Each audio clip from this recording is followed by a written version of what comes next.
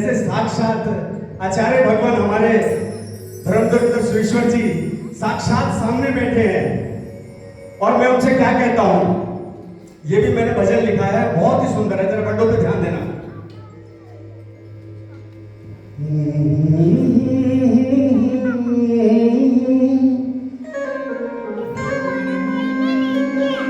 कि जिसने ना देखा हो वल्लभ, कि जिसने ना देखा हो वल्लभ, कर लो वो पहचान। कि जिसने ना देखा हो वल्लभ, किस किसने वल्लभ जी को देखा है? एक बार हाथ उठाइए। नहीं है कोई भी? तो ठीक है, आज साक्षात वल्लभ के दर्शन हमें धर्म धुरेंद्र जी के रूप में मिलेंगे। कि जिसने ना देखा हो वल्लभ, कर लो वो पहचान।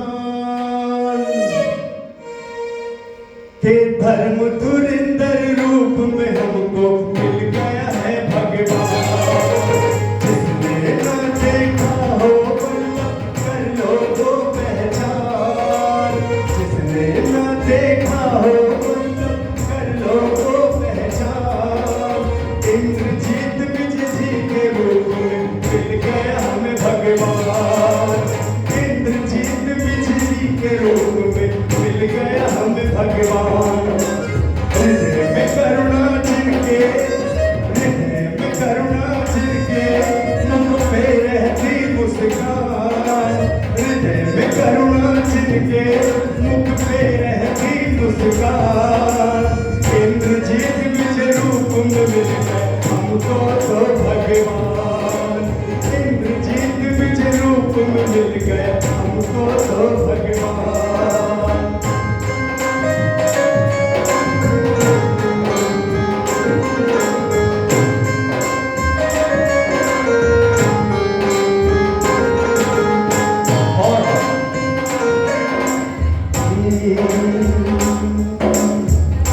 हस्ती है क्या ये तुम्हें कैसे बताऊं? हस्ती है क्या ये तुम्हें कैसे बताऊं? कितने गुणों के सागर कैसे गिनाऊं? हस्ती है क्या ये तुम्हें कैसे बताऊं? कितने गुणों के सागर कैसे गिनाऊं? शब्द भी छोटे पड़ते मैं कैसे करूं बखान? शब्द भी छोटे पड़ते मैं कैसे करूं बखान? धर्म धुरेंद्र रूप में हमको मिल गया है भगवान। धर्म धुरेंद्र रूप में हमको मिल गया है भगवान। जिसने ना देखा हो वल्लभ, कर लो वो पहचान। जिसने ना देखा हो वल्लभ, कर लो वो पहचान। इंद्रजीत विजय रूप में हमको मिल गया है भगवान। इंद्रजीत विजय रूप में हमको मिल गया है भगवान।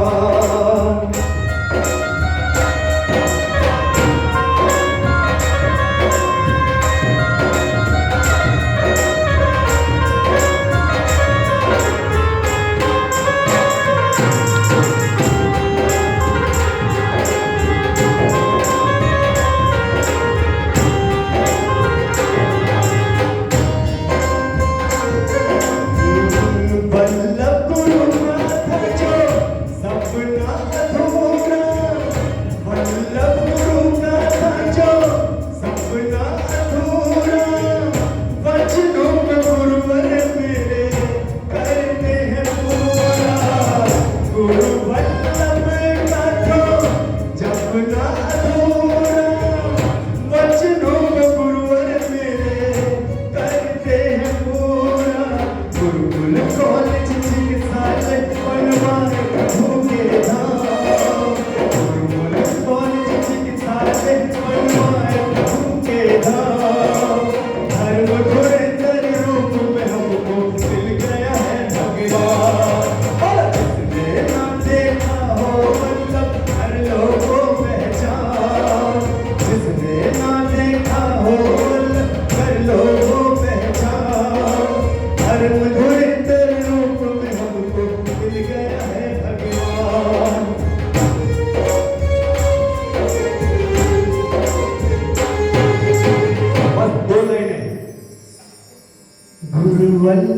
सूरी जी के हम दीवाने हैं।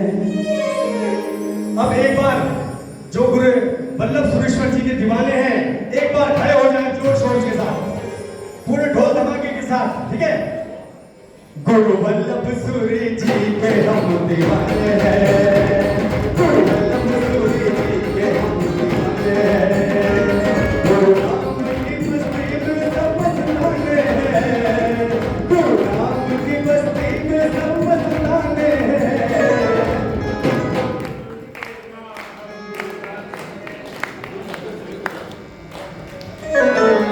एक बार सभी लोग खड़े होंगे जोरदार तरीके के साथ। गुरु वल्लभ सूरी जी के हम दीवाने हैं, गुरु वल्लभ सूरी जी के हम दीवाने हैं, गुरु राम की बस्ती में सब मस्ताने हैं, गुरु राम की बस्ती में सब मस्ताने हैं, गुरु वल्लभ सूरी जी के हम मस्ताने हैं।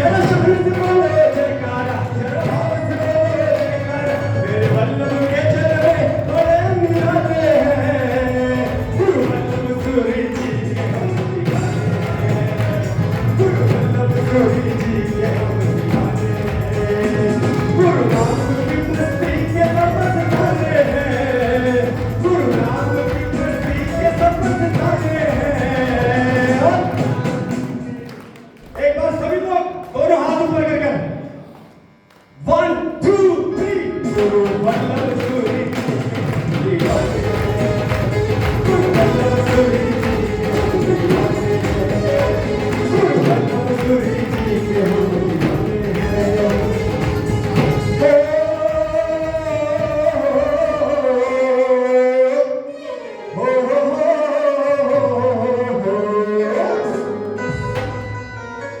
किसके रोंगटे खड़े हो गए? इस भजन से पहले ही वल्लभ सुरेश्वर जी महाराज साहब का ये भजन ऐसा है कि इस गाने से पहले ही सबके रोंगटे पंजाबियों में खड़े हो जाते हैं। वल्लभ जी तारनहार हूँ कलयुग में। एक बार पहले ऐसे ऐसे होकी संगीत की नहीं, गुरुदेव सामने बैठे हैं। एक बार अपनी चेयर पे खड़े हो जाएंगे सभी लोग खड़े हो जाए एक बार।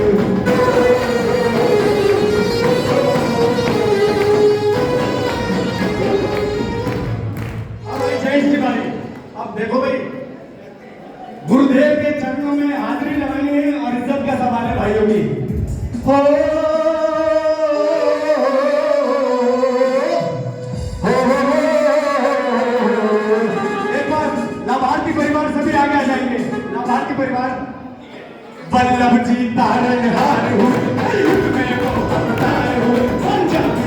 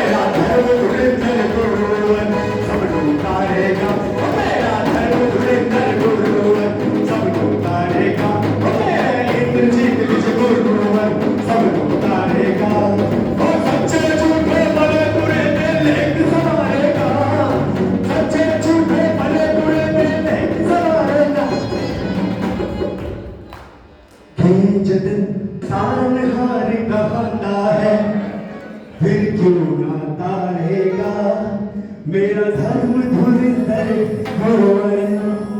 सब लूटाएगा। बोले विजय वल्लभ सुरेश्वर जी महाराज की जय। बहुत सुंदर समय बांधा, समय की अपनी मर्यादा है। मन तो नहीं करता कि इस माहौल से हम बैठ जाएं, लेकिन जो गुरुवर का हमने उद्बोधन सुनना है और इस संक्रांति का महोत्सव करना है, प्राय 12:30 12:40 तक था, 1 बजे तक होगा। चलिए भाई ऋषि जी, ऐसे ही कोई आपको सलाम नहीं करता, गुरुदेव का उद्गार। प्लीज बैठ।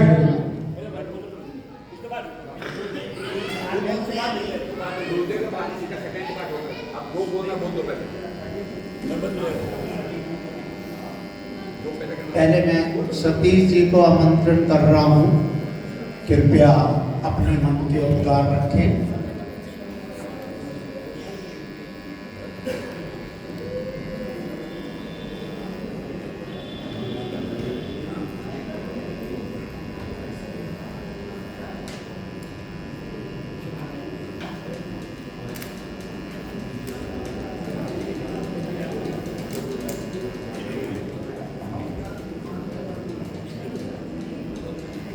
पाठपाल विराजमान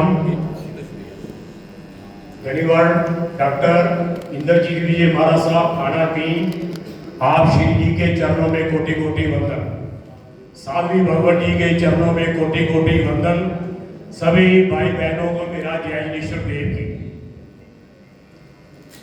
मैं अपने साथियों सहित अम्बाला श्री विजेंद्र देव चैरिटेबल ट्रस्ट इंद्रधाम से गाजियाबाद गुरुदेव जी को बेनती करने के लिए आया हूं कि गुरुदेव आप क्षेत्र संरक्षण करते हुए जब भी आप अम्बाला की तरफ आओ तो कृपया इंद्रधाम में आप अवश्य पधारो। उसके साथ साथ ही गुरुदेव मेरी आपके चरणों में बेनती है कि 2026 का चतुर्मास आप अम्बाला में इंद्रधाम में करिए। ये मेरी और मेरे ट्रस्ट की तरफ से आप जी के चरणों में बेनती है। काफी समय से हम सुन रहे हैं कि हमारे गुरुदेव बहुत सरल स्वभावी हैं और जो वीर की वाणी वो सुनाते हैं पर्व जुस्सों के दिनों में या चतुर्मास के दिनों में वो अलौकिक होती है। तो हमारे को भी गुरुदेव अपना आशीर्वाद दो और अम्बाला वालों को भी ये प्रवचन सुनने का लाभ हो। साथियों, जैसे कि आप जानते हो कि अम्बाला में इंद्रधाम गुरु इंद्र का समाधि स्थल है, एक शक्ति पीठ है। वहां पर हमारे निर्वर्तमान गच्छाधिपति रत्नाकर सूरी महाराज साहब ने एक उनके मन में भाव आया था कि मैं अपने गुरु का और परमात्मा का एक वहां पर दिव्य मंदिर बनाऊं। मंदिर की शुरुआत और गुरु मंदिर की शुरुआत तो उन्होंने कर दी, लेकिन परमात्मा को नहीं मंजूर था, वो हमारे को छोड़कर जल्दी देवलोक गमन हो गए। उस सपने को पूरा करने के लिए हमारे वर्तमान गच्छाधिपति आचार्य भगवान श्री धर्मधुरेंद्र महाराज साहब ने ये बीड़ा उठाया है कि मैं गुरु रत्नाकर जी ने जो मंदिर बनाने का सपना लिया था उसको मैं एक अनोखा और अनूठा अम्बाला में मंदिर बनाऊं। ऐसा वो मंदिर में बना रहे हैं कि विश्व में भी आपको ऐसा मंदिर देखने को नहीं मिलेगा। उस मंदिर की विशेष जो 1-2 बातें हैं वो मैं आपको बताना चाहता हूं। वहां पर चिंतामणि पार्षद दादाजी मूल नायक हैं, उसके साथ साथ 8 भगवान वहां पर और भी विराजमान हो रहे हैं। उसके साथ साथ ही जो सबसे बड़ी बात है कि वहां पर 108 आचार्य भगवान एक साथ एक परिसर में 108 आचार्य भगवान के दर्शन करने का आपको लाभ मिलेगा। ऐसा एक हमारे वर्तमान गच्छाधिपति धर्म धुरंधर महाराज साहब वहां पर मंदिर बना रहे हैं। जब भी आप लोगों का, कई लोग मेरे साथ साथी बैठे हुए हैं, दिल्ली वाले, गाजियाबाद वाले, उन्होंने दर्शन किए। लेकिन अब हमारा मंदिर जी करीब 75-80% तैयार हो गया है। तो कृपया उस मंदिर के दर्शन करने के लिए आप अम्बाला में अवश्य पधारें। और उस मंदिर की प्रतिष्ठा भी मार्च 2027 में हो रही है। तो गुरुदेव, उससे पहले आप यदि वहां पर चतुर्मास करेंगे तो उसके लिए हमारा जो प्रतिष्ठा का कार्यक्रम है वो और भी भव्यशाली होगा। ज्यादा नाम वक्त लेते हुए आप सभी का बहुत बहुत धन्यवाद। बहुत बहुत धन्यवाद। आप अपनी पूरी टीम के साथ आए हैं। धर्मवीर जी, जवाहर जी, अंकुर जी, सभी को मैं बधाई देता हूँ। और अब गुरु वल्लभ का भजन और महाराज साहब के उद्गार और संग्राम भी। गुरुदेव का भजन।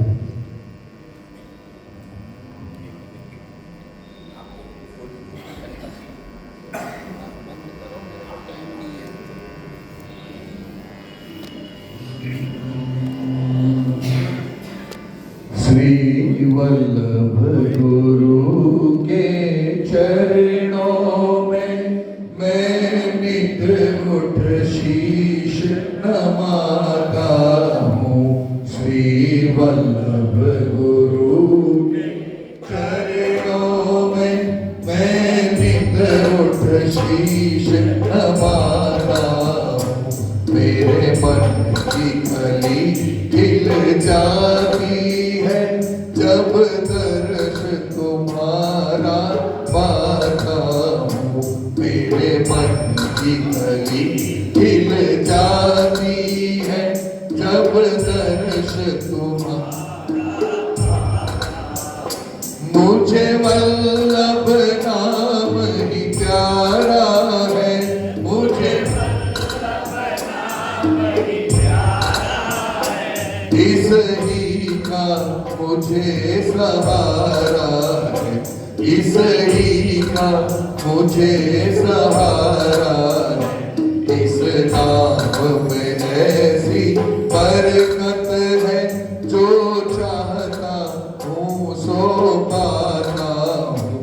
इस नाम में ऐसी बरकत है जो चाहता हूँ सो पाता हूँ।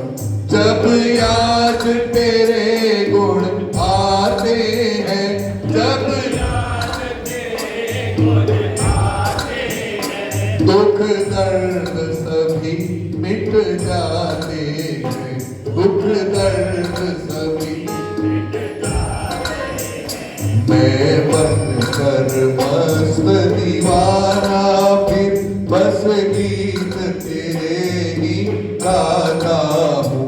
मैं बनकर मस्त दीवाना फिर बस गीत तेरे ही गाता हूँ।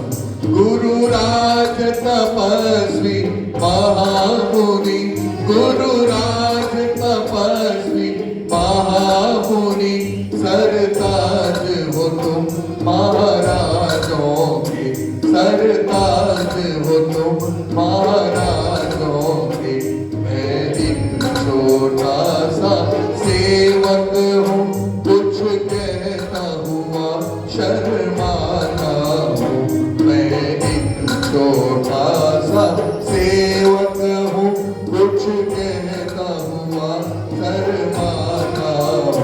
गुरु चरणों में है अर्ज यही, गुरु चरणों में है अर्ज यही, बढ़ती दिन रात रहे मती, बढ़ती दिन रात रहे मती।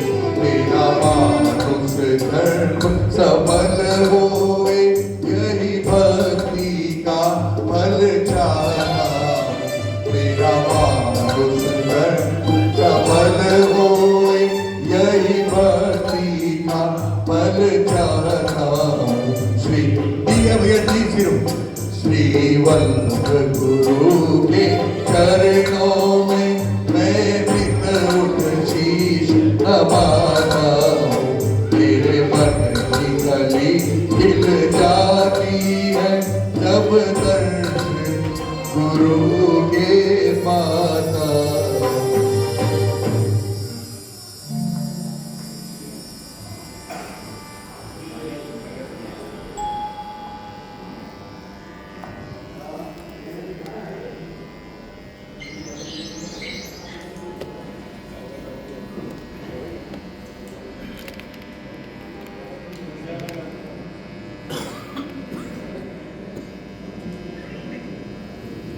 संक्रांति के शुभ अवसर पर अपना उद्बोधन दूं। इसके पूर्व शासन रक्षक कलिकाल कल्पतरु अधिष्ठायक देव श्री मानिभद्र वीर जी का स्तोत्र पाठ हम करते हैं। ओम नमामि मानिभद्र वंदे वीरं महाबली विपत्ति काले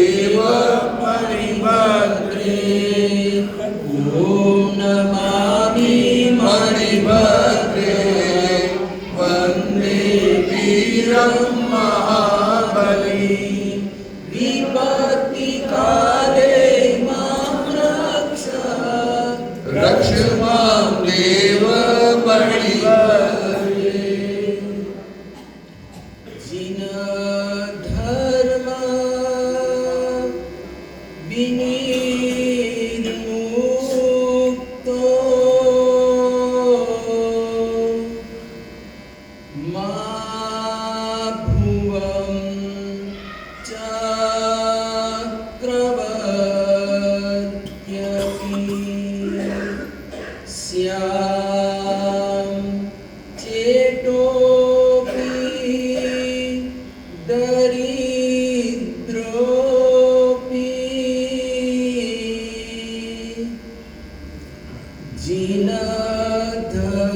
जन्माधिवासितः।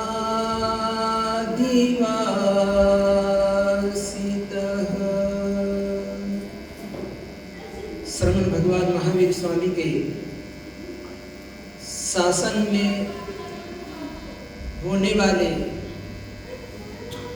महान ज्योतिर्धर कलिकाल सर्वज्ञ आचार्य भगवान श्रीमद हेमचंद्र सुरीश्वर जी महाराजा ने वितराग स्तोत्र में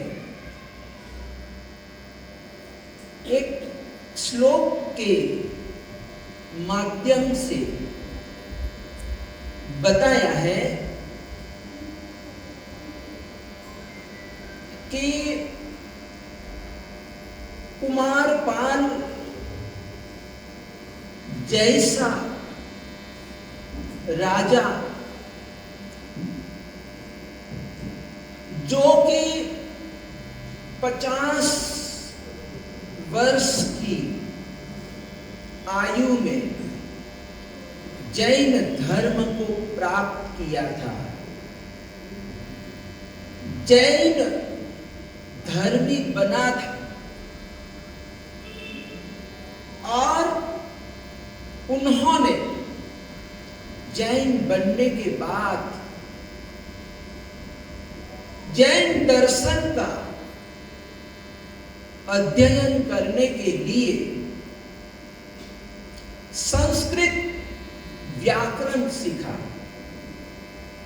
क्योंकि अधिकांश जो धर्म ग्रंथ हैं वो संस्कृत भाषा में है। तो जैन दर्शन को जानना है, समझना है, तो व्याकरण सीखना बहुत जरूरी है। उन्होंने संस्कृत व्याकरण सीखा और सीखने के बाद वो संस्कृत भाषा के जानकार बने और उन्होंने गहनतम अध्ययन किया और अध्ययन करने के बाद देव गुरु और धर्म के प्रति उसकी इतनी आस्था, इतनी श्रद्धा, अटूट श्रद्धा, अस्थि मज्जावत जिसको हम बोलते हैं, ऐसी श्रद्धा धर्म के प्रति कुमारपाल महाराजा की हो गई थी।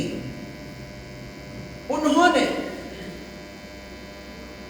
कहा कि जिन धर्म विनिर्मुक्तो मां भुवं चक्रवर्त्यपि, यानी कि जैन धर्म के बिना अगर किसी परिवार में, किसी कुल में मेरा जन्म हो जाए और मैं चक्रवर्ती सम्राट भी बन जाऊं, लेकिन वो मुझे मंजूर नहीं, कबूल नहीं।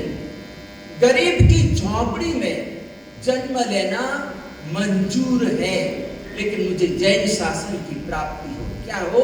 मुझे जैन शासन की अरिहंत परमात्मा का शासन प्राप्त हो।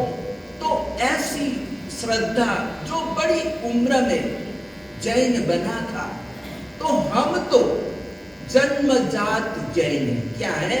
हम तो जन्मजात जैन हैं और अपने धर्म के प्रति हमारी कैसी श्रद्धा होनी चाहिए, कैसी धर्म भावना रहनी चाहिए, ये कुमारपाल महाराजा से हमको प्रेरणा मिलती है। तो हम सभी भाग्यशाली हैं, बड़े सौभाग्यशाली हैं कि हमको अपने प्रबल पुण्योदय से अरिहंत परमात्मा का शासन मिला है। वितराग परमात्मा का हमको शासन मिला है और इसका हमको सदुपयोग करना है। हमारे तीर्थंकर परमात्मा कैसे हैं, वो कितने महान हैं, कितने जबरदस्त गुणों के सागर हैं, कैसी समता। अभी अभी हम लोगों ने पोष दशमी मनाई, पार्श्वनाथ प्रभु की आराधना की, भक्ति की। 3 दिनों तक हम लोगों ने पार्श्वनाथ प्रभु की आराधना की। तो वो हमारे परमात्मा कैसे थे, उनका जीवन जगत कैसा था। कमठे धर्मेन्द्रे च स्वोचितम कर्म पूर्वती प्रभुस्तुल्य मनोवृत्ति पार्श्वनाथ श्रीयेस्तुवः। कलिकाल सर्वज्ञ हेमचंद्र सुरेश्वर जी महाराजा फरमा रहे कि मैं जिस परमात्मा की स्तुति कर रहा हूँ वो मेरे परमात्मा कैसे हैं, पार्श्वनाथ प्रभु कैसे हैं। तो एक तरफ तो मेघमाली उपसर्ग कर रहा है, वो परमात्मा को खत्म कर देना चाहता है, वो दुश्मन बन के आया है, परमात्मा का शत्रु बन के आया है। और एक तरफ धर्मेंद्र महाराजा भक्ति करने के लिए आया है, परमात्मा कहीं पानी से डूब न जाए, और इसलिए परमात्मा की रक्षा करने के लिए, परमात्मा को बचाने के लिए आया है। तो धर्मेंद्र अपना काम कर रहा है और मेघमाली अपना काम कर रहा है, दोनों अपना अपना काम कर रहे हैं। लेकिन परमात्मा का न तो मेघमाली के ऊपर प्रति कोई थोड़ा सा भी द्वेष भाव नहीं है, और धर्मेंद्र के प्रति भी परमात्मा का कोई लेस मात्र भी राग भाव नहीं है कि ये मेरा भक्त है और ये मेरा भक्त नहीं है, ऐसा परमात्मा के मन में थोड़ा सा भी भाव नहीं है। तो ऐसे हमारे अरिहंत परमात्मा होते हैं, तीर्थंकर परमात्मा होते हैं। और श्रवण भगवान महावीर स्वामी के शासन में उनका भी कैसा जीवन था कि वो संगम देव 6 महीने तक कष्ट देता रहा, उपसर्ग करता रहा। उसने कहता कि एक बार तो उसने एक ही रात्रि में 20 उपसर्ग किए, कितने 20 उपसर्ग किए, लेकिन फिर भी वो भी आखिरकार परमात्मा के आगे हार गया और वो परमात्मा से क्षमा मांगकर जाने लगा। तो 6 महीने तक रहा, कष्ट देता रहा, परमात्मा की आंखों में कभी आंसू नहीं आए, कभी परमात्मा रोए, किसी भी कोई भी उपसर्ग आया परमात्मा की आंखों में कभी भी आंसू नहीं आए। लेकिन ये संगम देव जाने लगा, तो जाते हुए संगम देव के फ्यूचर को देखकर, अंधकारमय भविष्य को देखकर परमात्मा की आंखों में आंसू आ गए। क्या है? परमात्मा की आंखों में आंसू आ गए। तो ऐसे तीर्थंकर परमात्मा का हमको शासन मिला हुआ है, और इस शासन में समय समय पर महान शासन प्रभावक आचार्य भगवंत हुए हैं, और उन्होंने द्रव्य, क्षेत्र और काल और भाव के द्वारा समाज को आगे लाने का प्रयास किया। जिन शासन को आगे बढ़ाया, जिन शासन की रक्षा की, बीच में इतने आंधी तूफान आए, लेकिन ऐसे आंधी तूफानों के बीच भी हमारे आचार्य भगवंतों ने जिन शासन को आज तक जिंदा रखा है, बढ़ाया है, आगे बढ़ाया है। और जब तक आचार्य भगवंत रहेंगे, साधु भगवंत विद्यमान रहेंगे, तब तक ये शासन चलने वाला है, हमारा शासन विद्यमान रहेगा। तो हमारे शासन में ये महान आचार्य भगवंतों की श्रृंखला में आत्माराम जी, विजयानंद सुरेश्वर जी महाराजा के बाद पंजाब केसरी आचार्य भगवंत श्रीमद विजय वल्लभ सुरेश्वर जी महाराजा का नाम आता है। जैसे अभी हम लोग, हमारा ऋषि जी गा रहा था, लोग झूम रहे थे कि पंजाबी हुल्लन पंजाब केसरी वल्लभ, यानी कि पंजाब केसरी आचार्य भगवंत श्रीमद विजय वल्लभ सुरेश्वर जी महाराजा जब गुजरांवाला में विराजमान थे, तो उस समय प्रतिदिन गुरुदेव का प्रवचन होता था, और हर रोज आने वाले लोग आते थे। तो गुरुदेव ने एक दिन देखा कि ये लोग कहाँ गए, यानी इनको तो आना ही आना है मेरे प्रवचन में, लेकिन आज क्यों नहीं आए, क्या बात हो गई, कोई कहीं जाना पड़ गया, क्या बात है, कोई विशेष कारण है कि ये लोग आज प्रवचन में नहीं आ सके, कहीं बाहर गए हैं। तो दूसरे दिन गुरुदेव ने अपने भक्तों से पूछा कि तुम कल कहाँ पर गए थे, प्रवचन में नहीं आए, क्या बात है? तो उन्होंने कहा कि गुरुदेव कल संक्रांति थी और इसीलिए हम पंडितों के पास संक्रांति श्रवण करने के लिए गए थे। तो गुरुदेव ने सुनकर चिंतन मनन किया और बहुत सोच विचार करने के बाद छोटे लाल जी को बोला कि यार तुम दूसरी जगह पर संक्रांति सुनने के लिए जाते हो, तो संक्रांति तो मैं भी सुना सकता हूँ। क्या है? संक्रांति मैं भी सुना सकता हूँ। तो श्रावकों ने कहा कि गुरुदेव ये तो हमारा सौभाग्य होगा कि आपके मुखार बिंद से हम विद्वानों से संक्रांति सुनते हैं, तो उनके पास न जाकर अब हम हर महीने आपके मुखार बिंद से संक्रांति श्रवण किया करेंगे। और तब से गुजरावाला से ये संक्रांति प्रारंभ हुई। यानी लोग दूसरी जगह पे जा रहे थे, मिथ्यात्व की ओर बढ़ जाते। क्या होता कि मिथ्यात्व की ओर बढ़ जाते, भटक जाते, रास्ता भटक जाते। लेकिन गुरुदेव ने देखा और कहा कि संक्रांति मैं भी सुना सकता हूँ।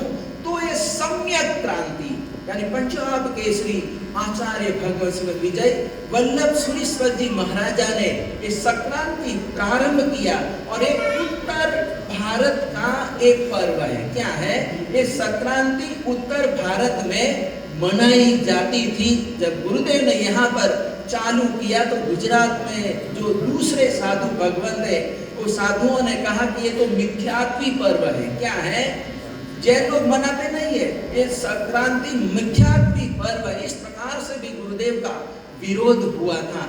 लेकिन पंजाब केसरी आचार्य भगवत श्री विजय वल्लभ सुरीश्वर जी महाराजा ऐसे कोई निंदा भी कर दे तो उसकी कोई परवाह नहीं करते थे, अपना वो काम करते थे। क्या करते थे? वो अपना काम करते थे। तो इस तरह से तब से लेकर गुजरावाला से लेकर आज तक संक्रांति मनाई जा रही। जो भी हमारे परंपरा में, पाठ परंपरा मुख्य धारा में जो भी आचार्य भगवत पट्टधर बनते हैं, वो इनके पास गुरु भक्त जाकर संक्रांति सुनते हैं। फिर आचार्य भगवत कहीं पर भी विराजमान हो, क्योंकि एक जगह तो रहते नहीं, कभी पंजाब, कभी राजस्थान, कभी गुजरात, कभी मद्रास, कभी कलकत्ता।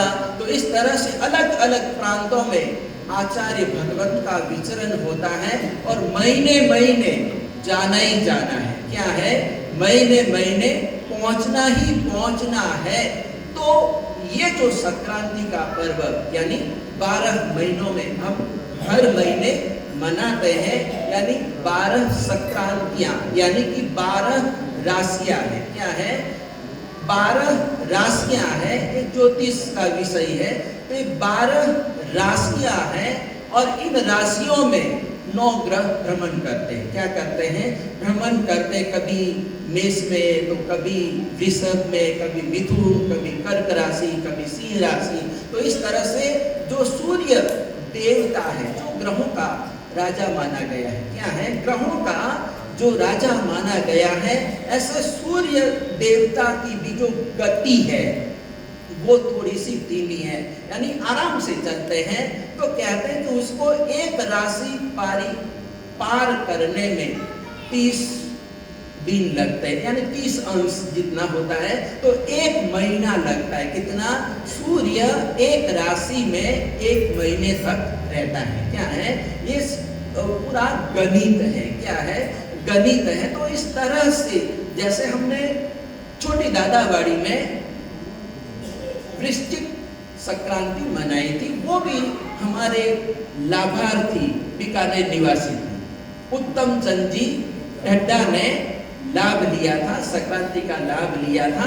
और ये जो गाजियाबाद की जो संक्रांति है, ये भी हमारे संक्रांति गुरु भक्त बीकानेर निवासी सूरजमल जी, शिखर चंद जी कोचर ने अनुपम लाभ लिया है। और संक्रांति को लेकर इतना उत्साह है। हमारे गुलाब जी कलकत्ता से आए हैं, हमारे सुनील पारेख जी बीकानेर से आए हैं और पूरे परिवार में इतना उत्साह है। शिखर चंद जी में तो उत्साह है ही है, लेकिन बेटों में, बहुओं में, और ये छोटे छोटे जो पोते हैं ना, 3 पोते, कितने शिखर चंद जी के 3 पोते, इन लोगों में भी बड़ा उत्साह है। क्या है, संक्रांति को लेकर मेरे को लेने के लिए भी रास्ते में आए, 5 बजे वहां पर पहुंच गए थे अनिल भाई की फैक्ट्री में, और ये छोटा भी आया था, कहाँ गया। तो इस तरह साथ में चला, पूरा साथ में चला, पैदल चला, मेरे साथ पैदल चला। तो इतना उत्साह है, पूरे परिवार में उत्साह है। तो ये जो संक्रांति है ये धन संक्रांति है। क्या है, धन संक्रांति यानी कि दक्षिणायन की ये अंतिम संक्रांति है। और इसके बाद जो सूर्य देवता है वो अपनी दिशा बदल देंगे, उत्तरायण आ जाएगा। क्या आ जाएगा, उत्तरायण आ जाएगा। तो इस तरह से कहते हैं कि दक्षिणायन की अपेक्षा उत्तरायण को श्रेष्ठ मानते हैं, अच्छा मानते हैं। महाभारत में भीष्म पितामह को इच्छा मृत्यु का वरदान था, 18 दिनों तक वो युद्ध चला था।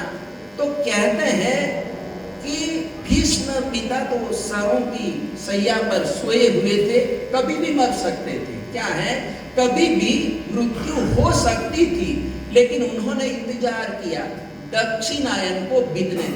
क्या किया, दक्षिणायन को बीतने दिया और उत्तरायण में उन्होंने मृत्यु को स्वीकार किया। क्या किया, स्वीकार किया। तो मरना भी है तो उत्तरायण में, किसमें है, उत्तरायण में, यानी सदगति होती है। तो इस तरह से ये जो महीना है धनु राशि का, इसको हम बोलते हैं धनार्क। क्या बोलते हैं, धनार्क, यानी सूर्य धन राशि में आया। किसमें आया, धन राशि में आया। और गुजरात में उसको बोलते हैं कुमुरता चालू हो गया। क्या हो गया, कुमुरता, मुहूर्त और कुमुरता, यानी इसमें कोई शुभ कार्यों के लिए मुहूर्त नहीं है, यानी वर्जित, शुभ कार्य वर्जित बताए गए, जैसे विवाह आदि, दुकान, नई दुकान खोलना, फैक्ट्री चालू करना, उसका भूमि पूजन करना इत्यादि वर्जित है। क्या है, जितने भी शुभ कार्य है ये खर मास में नहीं किया जाता है। खर मास, खर का मतलब क्या होता है, खर यानी गधा। क्या है, खर का मतलब होता है गधा, यानी गधा बहुत धीमे धीमे चलता है और थोड़ा शरारती भी होता है, आलसी भी होता है, कभी बैठ जाएगा, मालिक थोड़ा सा पीछे से लगाएगा तभी वो चलेगा। तो इस तरह से ये जो हमारा महीना है खर मास, यानी इसमें कोई हम शुभ कार्य नहीं करते हैं, इससे हम बचते हैं। तो सूर्य देवता धन राशि में आया, यानी गुरु के, अपने गुरु के पास आया है। तो जब कोई भी शिष्य अपने, वैसे तो सूर्य बड़ा तेजस्वी है। क्या है, सूर्य बड़ा तेजस्वी है। शिष्य कितना भी बड़ा तेजस्वी क्यों न हो, कितना होशियार क्यों न हो, लेकिन अपने गुरु के पास आता है, बैठता है, तो उसको नम्रता से रहना पड़ता है। यानी फिर वो अपना प्रताप नहीं दिखा सकता है, अपनी शक्ति नहीं दिखा सकता। तो क्योंकि विनम्रता है। क्या है, शिष्य की अपनी विनम्रता होती है। तो इस तरह से यहाँ पर गुरु और सूर्य का संबंध है। क्या है, सूर्य का संबंध है। तो इस तरह से यहाँ पर गुरु और शिष्य का कैसे जैसे संबंध होता है वैसे ही यहाँ पर संबंध बताया गया। तो इस संक्रांति के दिनों में जैसे साथी जी भगवंत ने बताया कि संक्रमण काल होता है, और संक्रमण काल में ये ग्रहों की जो दशा होती है और उसकी असर हम लोगों पर होती है। किसके ऊपर होती है, हम लोगों पर होती है। तो ऐसे दिनों में, खर मास जैसे दिनों में हमको विशेष प्रकार से धर्माराधना करनी चाहिए। दान, सील, तप और भाव, जो तीर्थंकर परमात्मा ने 4 प्रकार के धर्म बताए, ये 4 प्रकार के धर्मों की हमको आराधना करनी चाहिए। तो ये धर्मों में सबसे पहले दान धर्म है। क्या है, दान धर्म तीर्थंकर परमात्मा ने बताया। तो कहते हैं कि धर्मस्यादि पदम दानम, यानी कि धर्म का पहला पद ही दान है। क्या है?